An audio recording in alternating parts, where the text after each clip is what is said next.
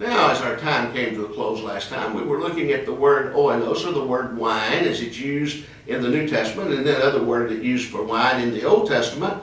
Does it always mean an intoxicating drink? Welcome to your daily 180 Bible study.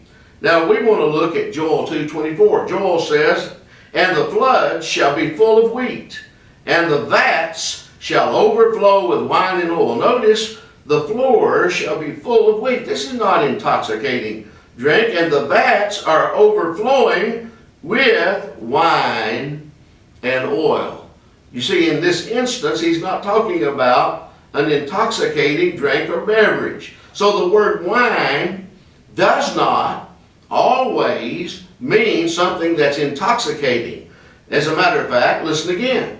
In Isaiah, the 16th chapter, in verse 10, "And gladness is taken away, and joy out of the plentiful field.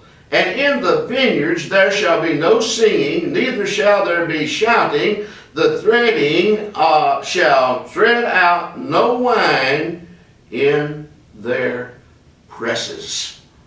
I have made their vintage shouting to cease."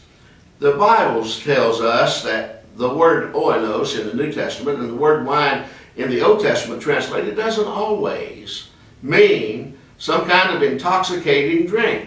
Matter of fact, the alcoholic content even in the Old Testament and New would have been different from the alcoholic content in what we call wine today. Now, Paul told Timothy to drink wine. And so some people will argue that since he told him to drink wine, that it was okay to drink intoxicating drinks in a social environment. Well, in this case, it's medicinal.